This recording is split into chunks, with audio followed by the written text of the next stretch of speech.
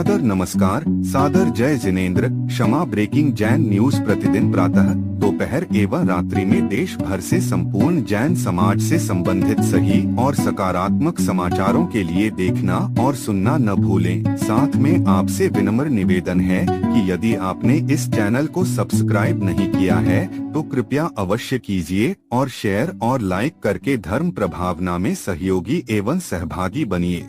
आचार्य देव कहते हैं कि तुम चाहे कितनी भी क्रिया करो, लेकिन अगर भीतर में विशुद्धि नहीं है, वैराग्य नहीं है, तो सब कुछ निरर्थक हो जाता है। आचार्य भगवान गुरुवर श्री विद्यासागर जी महाराज के जीवन की ऐसी ऐसी घटनाएं हैं जो हमें हर मोड़ पर स्थिर कर देती है, कहीं से गिरने नहीं देती, भावों को कभी भी संक्लेश रूप में परिणत नहीं करने देती, हमेशा विशुद्ध भाव बना रहता है।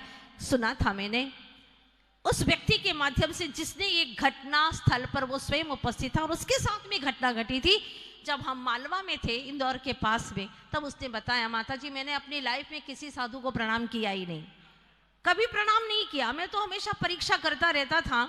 और एक दिन मैंने बहुत नाम सुना आचार्य विद्यासागर जी महाराज का, तो मैं भी उनकी परीक्षा करने के लिए चल पड़ा। तो मैंने देखा महाराज बैठे हुए हैं, शांत मुद्रा है, मैंने प्रणाम तो किया ही नहीं, मैं तो जा करके बैठ गया और वो तो बस अपने ध्यान में, और ध्यान से छूटे तो अपने ग्रंथ पढ़ने में। उन्होंने मेरी तरफ दृष्टि नहीं डाली और मैं लगातार उन्हें देखे जा रहा था। जो अपनी तरफ नहीं देखता उन्हें देखने का मन करता है, और मैं देखता रहा। और मैंने एक पुस्तक को इनके पास में टेबल पर जो डायरी रखी थी मैंने खोला, ऐसे इधर उधर पलटा है पेज, गजब लिखा था माता जी, एक कविता में क्या सार था। मैं तो बहुत आनंदित हो गया। वाह, वेतन वाले वतन की ओर कम ध्यान दे पाते हैं और चेतन वाले तन की ओर कब ध्यान दे पाते हैं।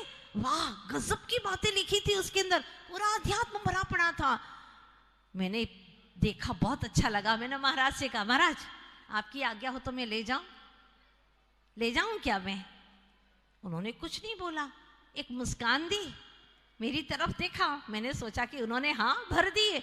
मैंने अपनी बगल में पोथी दबाई और बाहर लेकर के आ गया। जब लेकर के आया तो वहां पर एक ब्रह्मचारी जी मिल गए। उन्होंने कहा, अरे ये कहाँ लेकर के जा रहे हो? मैंने तुम्हारे महाराज से पूछ लिया है। तुम्हारे महाराज, उनके तो थे ही नहीं वैसे भी, तुम्हारे महाराज से मैंने पूछ लिया, उन्होंने हाँ भर दी है, मैं लेकर के जा रहा हूँ। उन्होंने कहा, रुको, मालूम है ये क्या चीज है, तुम ले जाना। उन्होंने कह दिया है तो, लेकिन मुझे एक बार इसकी झेरोक्स करवा लेने दो।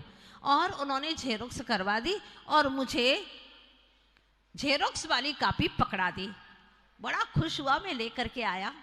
मुझे 3 महीने के बाद पता चला कि वो सामान्य कॉपी नहीं थी, वो मूक माटी थी, जिसकी आचार्य जी ने 4 साल तक चिंतन कर करके लिखा था।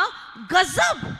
जब मैंने ये मंथन किया तो मेरी आंखें खुल गई, मेरे ज्ञान चक्षु खुल गए, और मुझे लगा ये सामान्य साधु नहीं है, वीतरागी साधु ऐसे हुआ करते हैं।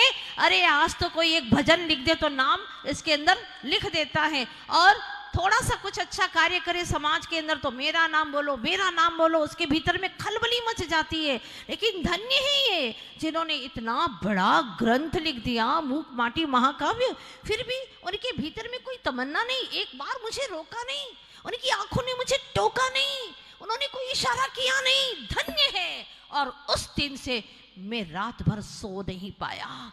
प्रातः काल उठा और मैं उनकी वंदना के लिए चल पड़ा, और उसके जो शब्द थे उसने मुझे सुनाए। उसकी आंखों में उस वक्त भी झरझर आंसू बह रहे थे। उसने कहा, जब मैंने श्रद्धा से भर करके आचार्य भगवान का दर्शन किया तो मुझे लगा कि मैं कोई महातीर्थ का दर्शन कर रहा।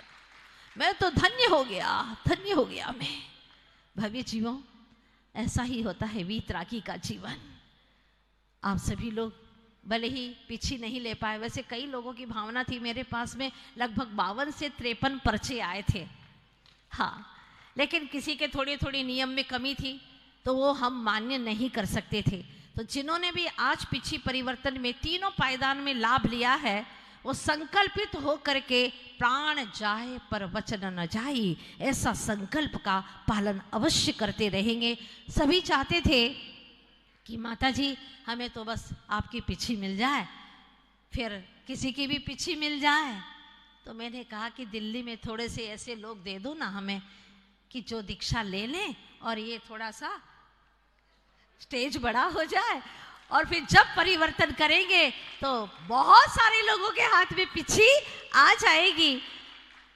बात तो ऐसी है, अगर आपके 2-3 बच्चे हों तो एक आधे यहाँ पर भिजवा देना, ठीक है ना, लेकिन वो भी अच्छे दिमाग वाला चाहिए, क्योंकि जिन शासन की प्रभावना करने वाला ऐसा वैसा नहीं होना चाहिए कि थोड़ा जग्गी दिमाग का है, माता जी ले जाओ आप उसको साथ में, भैया ऐसा नहीं चाहिए। हाँ, क्योंकि भगवान महावीर स्वामी तीर्थंकर भगवान का हाँ माल बेचना है नगर नगर में, डगर डगर में, तो बहुत बुद्धिमान, वैरागी, धर्मवान होना चाहिए, निष्ठावान होना चाहिए। और एक संतान भी अगर आप देते हैं तो वह जिन शासन की प्रभावना करने वाला, तीर्थंकर के रथ को आगे बढ़ाने वाला होता है। भावना भाई कि आप भी मोक्ष मार्ग पर बढ़ सके, नहीं बढ़ पाए अपनी संतान को योग्य बनाइए, ताकि वह जिन शासन के इस आसमान पर अपने भी सितारे जड़ सके, जिन संस्कृति को आगे बढ़ा सके। अंत में इतना ही कहना चाहती हूँ कि सिर्फ हंगामा करना मेरा मकसद नहीं, सिर्फ हंगामा करना मेरा मकसद नहीं है। मेरी कोशिश है सूरत बदलनी चाहिए, मेरी कोशिश है सूरत बदलनी चाहिए। दिल्ली वालों, आप तो बहुत अच्छे दिल वाले, और मैंने देखा है, लोग भले कहते थे कि दिल्ली में ऐसा है वैसा है, लेकिन मैंने देखा बड़े प्यार से जब भी बोलो वो हर काम करने को तैयार हो जाते हैं। ये मैंने देखा हर कॉलोनी में, हर जगह, और कम से कम समय में हमने बहुत सारा दिल्ली शहर को घूम लिया। और दिल्ली शहर घूमना कोई मकसद नहीं था, बस एक ही लक्ष्य था कि जगह जगह भगवान जिनेंद्र देव के मंदिर का दर्शन करें, और बड़ा आनंद आया। एक एक दिन में हमने कभी कभी 4-4, 5-5 मंदिर के भी दर्शन किए, एक दिन तो 6 मंदिर के दर्शन किए, इतना अच्छा लगा। और ये सारा श्रेय जाता है, अब सुनने को सब तैयार है, किसको जाता है श्रेय? हाँ, पूरे दिल्ली वालों का। बिल्कुल सही बात है, हम कंजूसी क्यों करें? और हमारे गुरुदेव ने तो यही कहा था कि दिल्ली जाना है। ये चातुर्मास किसी एक जगह का नहीं था, लेकिन फिर भी दायित्व निभाया सूर्यनगर वालों ने, बखूबी दायित्व निभाया, और अपनेपन से हर कार्यक्रम में 4 चांद लगा दिए। चाहे वो महिला हो, चाहे वो पूरी कमेटी हो, वहां के बच्चे हो या बालिका, सभी ने आगे बढ़ बढ़ करके बहुत अच्छे से हर कार्यक्रम को अच्छे से अंजाम दिया। और पूरे दिल्ली वाले वाकई में, अब मैं आचार्य भगवान से कहूंगी कि आपको अवश्य जाना चाहिए, दिल्ली जाने के योग्य है, लायक है इसके। और जहां जहां गए सभी लोग अपने से मिले, तो यहाँ से मैं इतना तो लेके जाऊंगी कि मैं बहुत सारे अपने लोगों को अपने साथ लेकर के जाऊंगी, मुझे विश्वास है। क्योंकि अभी भी जहाँ जहाँ जा रहे लोग कहते हैं, माता जी अगर आप वहाँ यात्रा को जाएंगी ना तो हम जरूर चलेंगे, हम जरूर चलेंगे, हम जरूर चलेंगे। मैंने कहा कि अपन बहुत लंबी यात्रा को चलेंगे, सिद्धाचल की ओर, सिद्धालय की ओर, और वहाँ आप सब हमारे साथ में चलिएगा, वहाँ शाश्वत काल तक रहेंगे, जहाँ से कभी कोई भी विदाई या वियोग की बात ही नहीं होती है, हमेशा के लिए हम वहां पर एक साथ भी रहेंगे। कार्यक्रम था, और ये कार्यक्रम इन्होंने छीन करके लिया है हमसे, हाँ?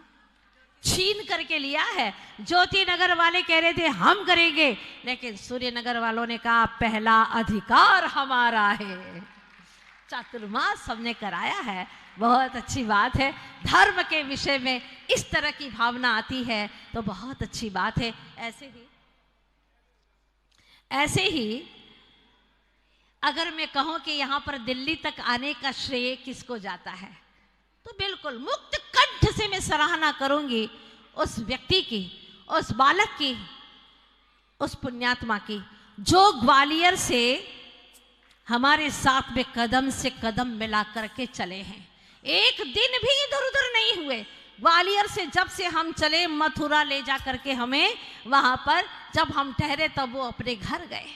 इसके बाद में मथुरा से जो चलना शुरू हुआ तो फरीदाबाद होते हुए और फिर सूर्यनगर तक ला करके रखा। सूर्यनगर से उस छोर पर नजफगढ़, इधर से रोहिणी, हर जगह जितना जो हो सकता है, जिन धर्म की प्रभावना, वो हर कार्य अपने लगन के साथ में, अपनत्व के साथ में। मैं तो ये कहूँगी कि दिल्ली वालों के पास में बहुत पवित्र, आप लोग जानते ही कौन था, आप ही लोग बोलिए ना। बहुत अच्छा। और दूसरे, हाँ, वो उसके पीछे, भले बड़े हो लेकिन वो पीछे है। बहुत अच्छी बात है। लेकिन दोनों की जोड़ी है और ऐसे ही राम लक्ष्मण की जोड़ी हमेशा बनी रहे, आगे बढ़े, जिन धर्म की प्रभाव ना करे, ये हमारी भावना है। और साथ ही साथ इन दोनों के साथ में, क्योंकि दो से काम नहीं चलता, तीसरा तो चाहिए, रत्नत्रय जैसे होता है ना, वैसे आर के पूरब के भाई, हाँ, वो भी बिल्कुल साथ में रहे और पूरा पूरा अपनत्व के साथ में उन्होंने इस हर कार्यक्रम को अंजाम दिया। साथ ही कृष्णा नगर के बालक, क्या नाम था, बोलो, आप ही लोग बोलो ना। हाँ, और फरीदाबाद वाले और भी बहुत सारे भाई, सबके लिए बहुत बहुत आशीर्वाद देती हूँ और यही भावना करती हूँ कि आप लोग ऐसे ही, और कितने सारे लोग हैं इस चातुर्मास के दरमियान इस कारवां में जुड़े रहे, वो सब मेरे मानस पटल पर है, उनके चेहरे भी कई सारे देख रहे यहाँ पर। सबके लिए भावना करती हूँ कि अब आप भी आगे के कारवे में जुड़ जाए और आगे आगे इसी तरह से बढ़ते रहे। हमारे ब्रह्मचारी जी भाई कुछ कुछ दिन से मिले हैं। हाँ हाँ हाँ, बिल्कुल, ये सभी लोग तो कमेटी वाले हैं, वाले ही है भाई, क्या बात करो। हाँ, स्वागत मंत्री है, बिल्कुल, नेमी कुमार परिवार, कृष्ण बलराम परिवार, सब सब सब सब के लिए, सब आत्मा है, किस किस का नाम ले भाई। हाँ, और हमारे ब्रह्मचारी जी, इन्होंने तो बिल्कुल बहुत अच्छे से, एक दिन ये नहीं आए तो दूसरे वाले आ गए, ये नहीं आए तो यहाँ वाले आ गए। कहाँ वाले? दिल्ली वाले। बहुत अच्छा, इस तरह से सभी ने एक दूसरे के साथ मिलकर के इस कार्य को बहुत आगे बढ़ाया है। अंत में यही भावना करती हूँ कि आप सभी के पीछे का परिवर्तन हो, भविष्य का अभिनंदन हो और हृदय का परिवर्तन हो। इन्हीं शुभकामनाओं के साथ में अब अंतिम पायदान तक हमारी बहन जी बहुत सहजता से, बहुत सरलता से सबको आनंद में डुबो करके जैसा संचालन करती है, किसी को उठने नहीं देती हैं। हाँ, और सबको क्षमा बांधे रखती है, आगे अपना कारवा और आगे बढ़ाएंगी और सभी लोग बैठे रहेंगे। अब मुख्य कार्यक्रम आप अपनी आंखों से ओझल मत होने देना।